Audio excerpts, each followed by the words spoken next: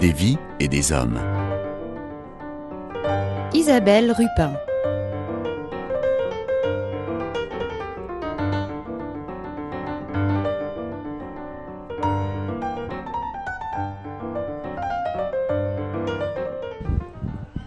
Dans le cadre de cette journée climat du 6 octobre initiée par le conseil départemental, il y a une exposition qui a été montée par l'association Tournée du climat et de la biodiversité. Et on va essayer de faire une petite visite radiophonique de cette exposition avec Claude Badevant qui est enseignant à Polytechnique et spécialisé en météorologie, si j'ai bien compris. Tout à fait, oui. Moi, je suis mathématicien, mais j'ai fait toute ma carrière dans la météorologie et le climat. Donc, dans cette exposition, on essaie de montrer à un public large, en particulier beaucoup de scolaires, quels sont les enjeux du changement climatique, où est-ce qu'on constate du changement climatique, et quels sont les enjeux pour la société, pour la biodiversité. Et pour tout ça, vous remontez aux origines de la Terre et c'est vraiment très très intéressant de comprendre tout ça. Bien, on essaie d'expliquer que comprendre le climat, c'est de comprendre une interaction très forte entre plusieurs milieux qui sont d'une part l'atmosphère, qui est une petite couche autour de la Terre d'une 50aine de kilomètres d'épaisseur, avec la biosphère, c'est-à-dire tout le monde vivant, aussi bien nous que les animaux, que les plantes, que les végétaux, et puis l'hydrosphère, c'est-à-dire tout ce qui concerne l'eau, les océans, les glaces, l'eau souterraine, les glaces de mer et les glaces de terre. Donc comprendre le climat, c'est de comprendre les interactions, les transferts d'énergie, d'humidité, de quantité de mouvement entre toutes ces parties de la planète. Alors j'imagine qu'il faut quand même beaucoup d'études pour arriver à comprendre tout ça, mais est-ce que vous pouvez vulgariser en quelques phrases qu'on ne peut pas penser indépendamment la Terre, des océans, de l'atmosphère ? Ah bien non, parce que toutes ces, que ce soit la biosphère, l'hydrosphère, l'atmosphère, tout ça, ça interagit sans arrêt. Alors le fondamental, c'est que on reçoit énormément d'énergie du Soleil. Chaque année, on reçoit des milliers de fois les quantités d'énergie qu'on consomme sur la Terre du Soleil. Une grande partie de cette énergie est réfléchie par l'atmosphère, par les nuages, mais plus de 30% est absorbée par la surface, le sol et les océans. Et ça chauffe le sol, ça chauffe l'océan, et comme ça nous chauffe nous-mêmes. Et quand on est chaud, on réémet de l'énergie. On réémet de l'énergie, pas sous forme de lumière, bien sûr, mais sous forme de rayonnement infrarouge. Donc, la Terre réémet une partie de l'énergie qu'elle a reçue du Soleil. Et si on voulait avoir un équilibre parfait, il faut qu'il y ait autant d'énergie qui arrive que d'énergie qui s'en va vers l'espace. Seulement, il y a dans l'atmosphère des gaz qui sont sensibles à ces rayonnements infrarouges émis par la planète et qui le rediffusent dans toutes les directions et en particulier vers le sol. Le principal gaz, c'est la vapeur d'eau. S'il n'y avait pas de vapeur d'eau dans l'atmosphère, la température moyenne de la planète serait moins 18 degrés.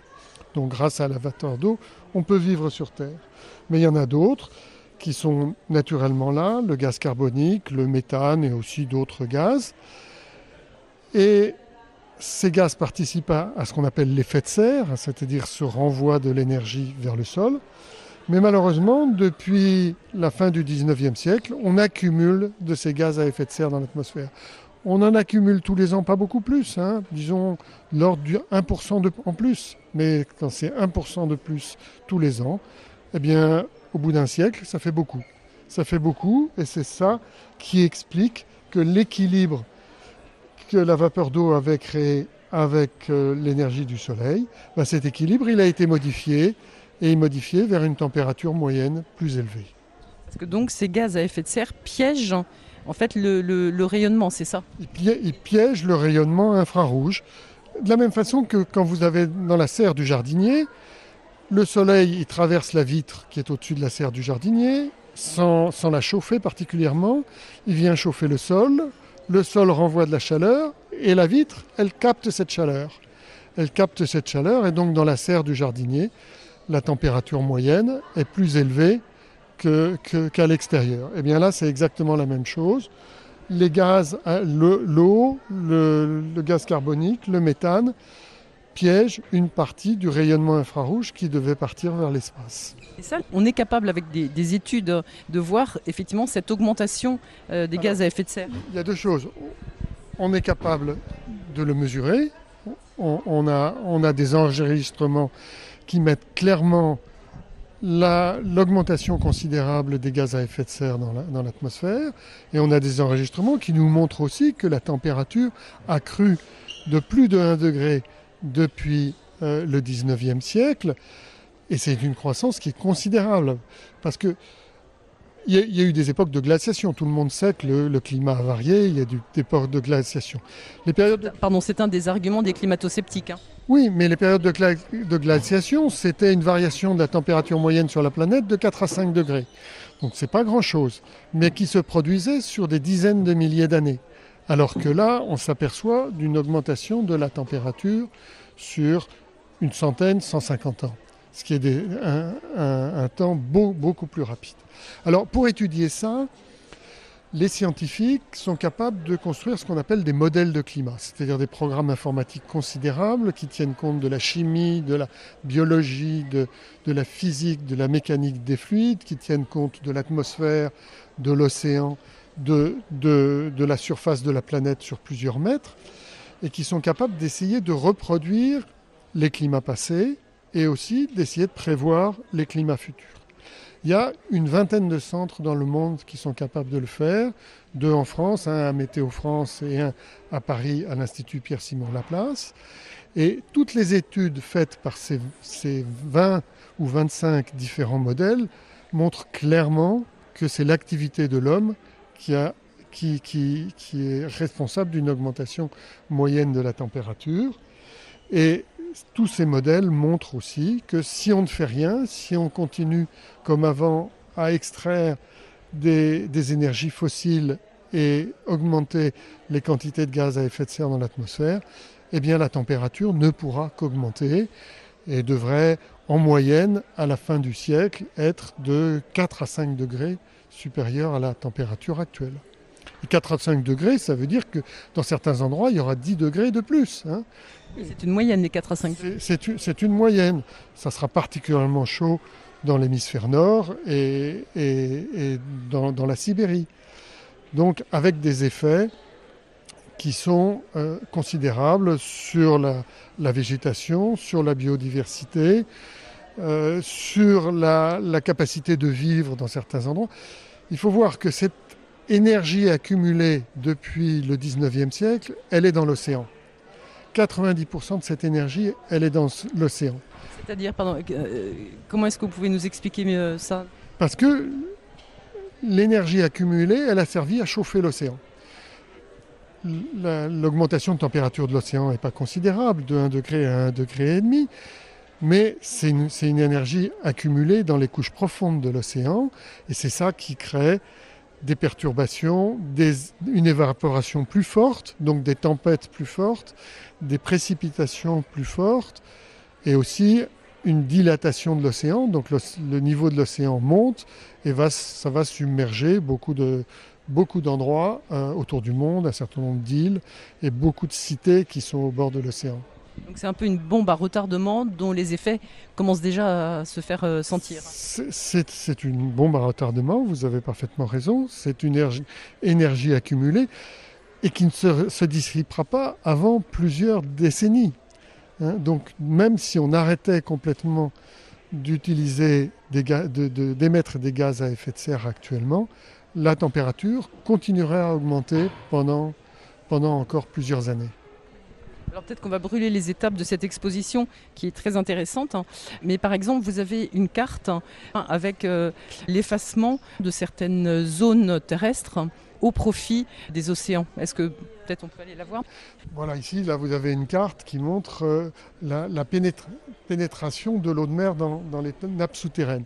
Non seulement le niveau de l'océan augmente et va submerger certains endroits, vous avez sûrement entendu parler des côtes qui sont déjà usés, effondrés à cause des tempêtes.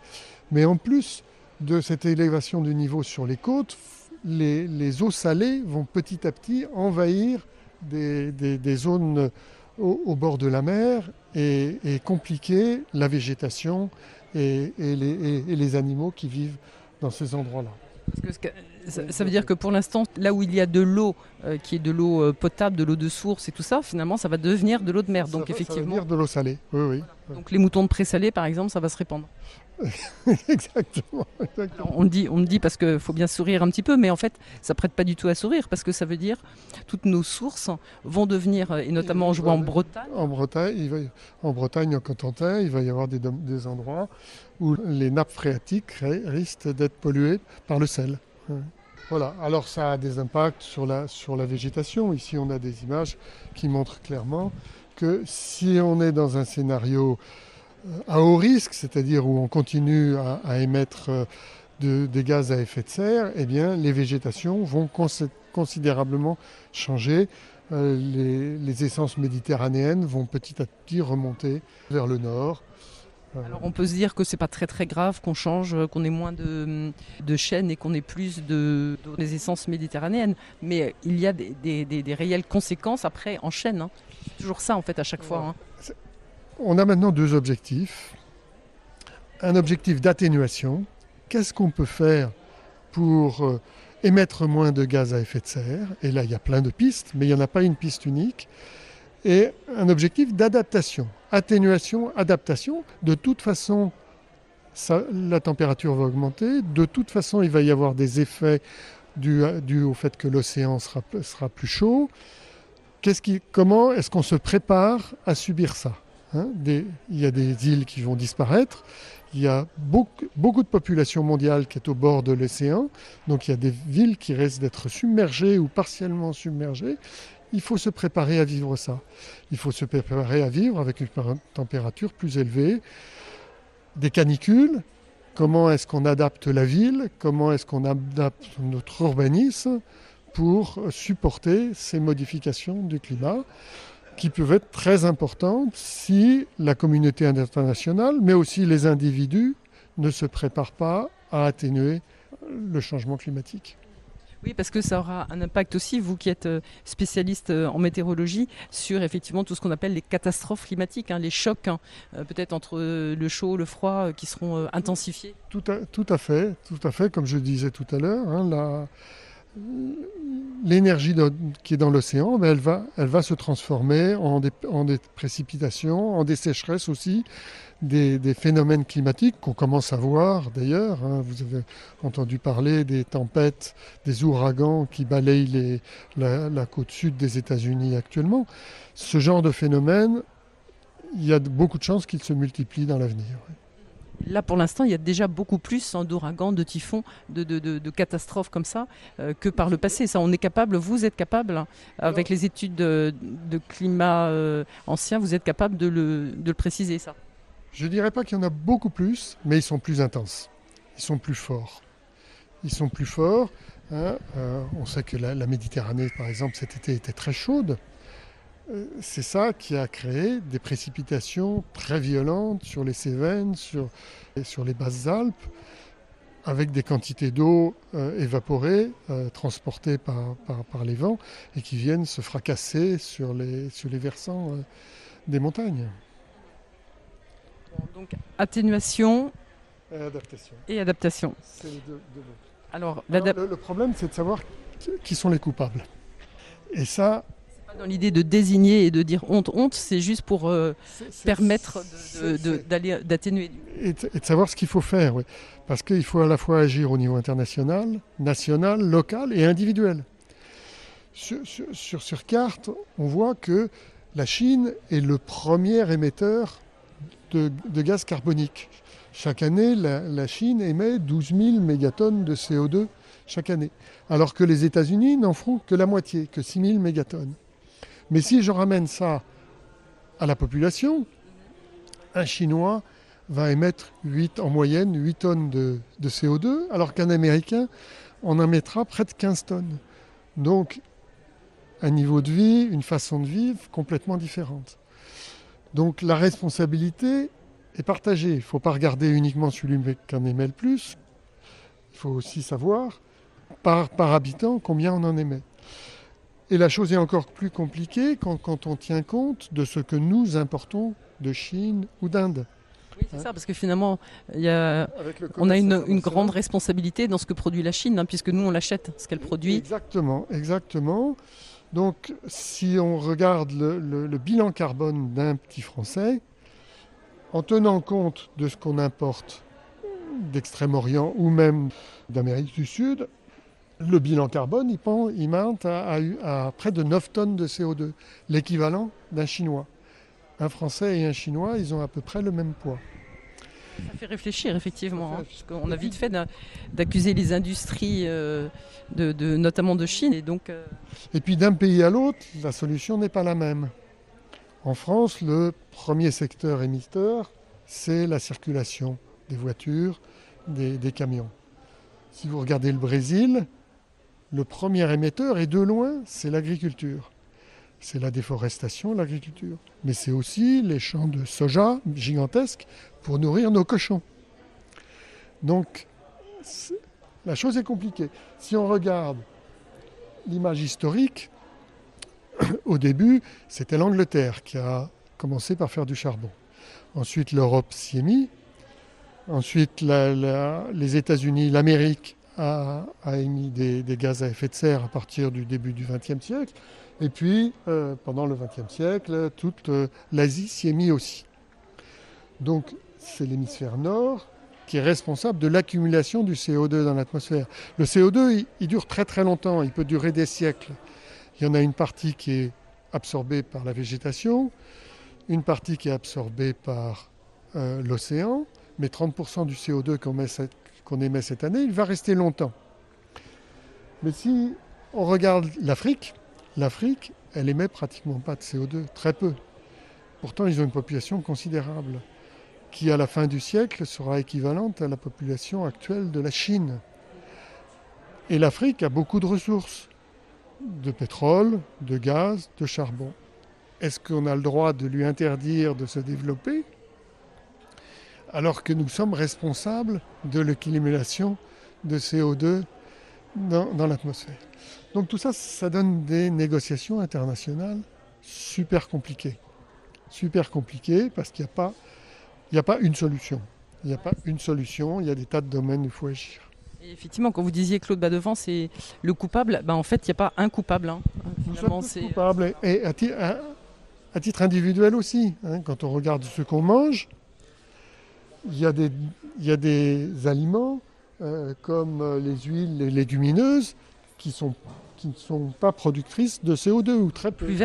Plus vertueuses, alors que la viande rouge, elle est très bonne, j'en doute pas, mais les ruminants, ils ruminent. Donc en ruminant, ils émettent beaucoup de méthane, qui est un puissant gaz à effet de serre. Donc l'impact d'un beefsteak est beaucoup plus important que l'impact d'une boîte de pois chiches. D'une boîte de pois chiches, exactement. Voilà.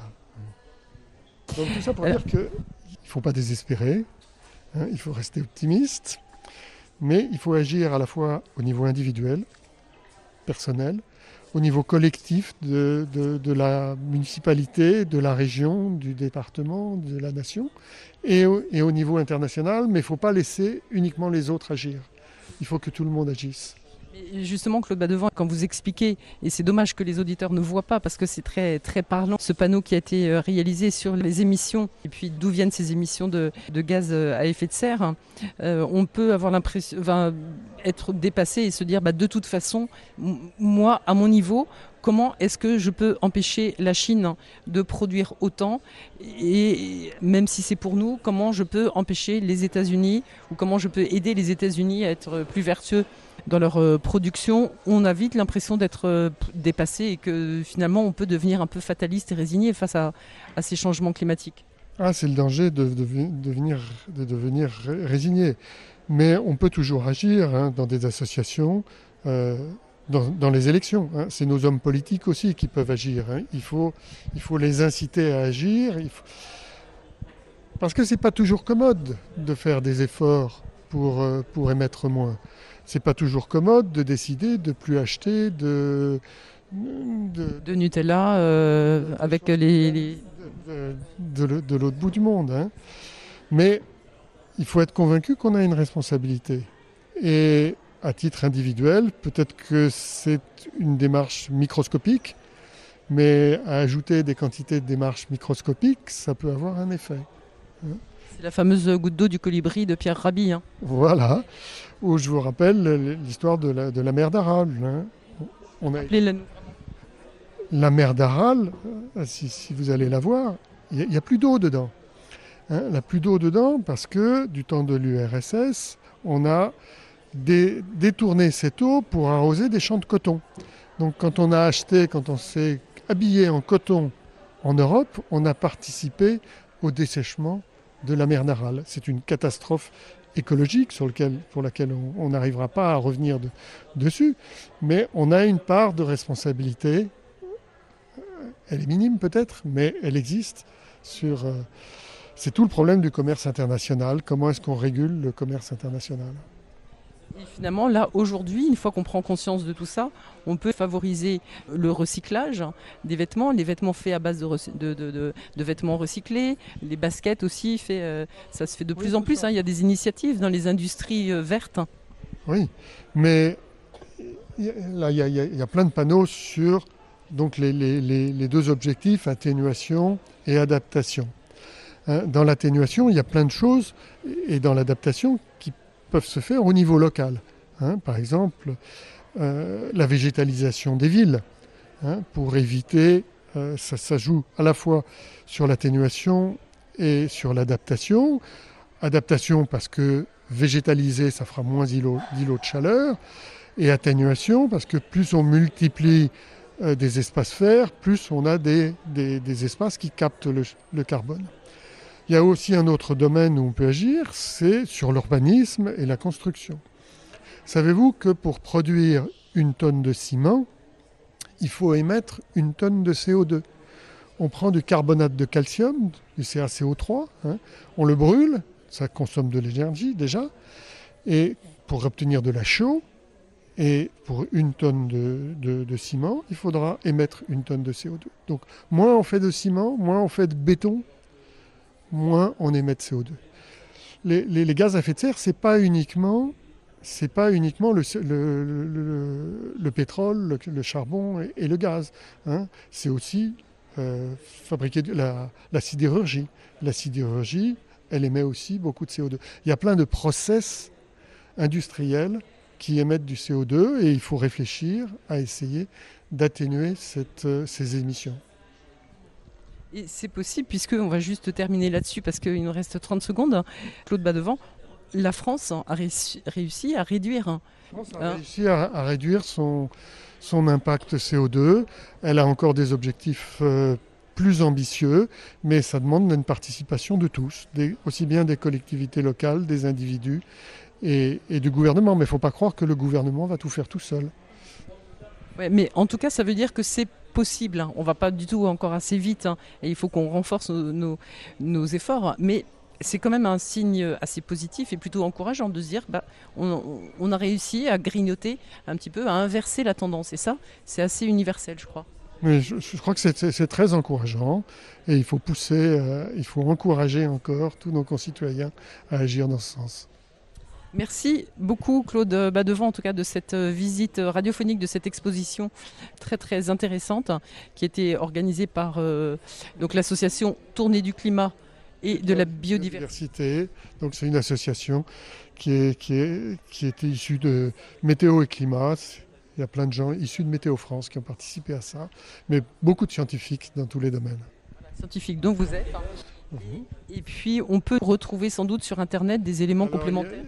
Il y a une exposition virtuelle sur Internet qui décrit exactement tous ces panneaux. Oui, tous ces panneaux se retrouvent sur Internet. Tapez Tournée de la biodiversité, du climat et de la biodiversité sur Internet. Merci infiniment, Claude Badevant.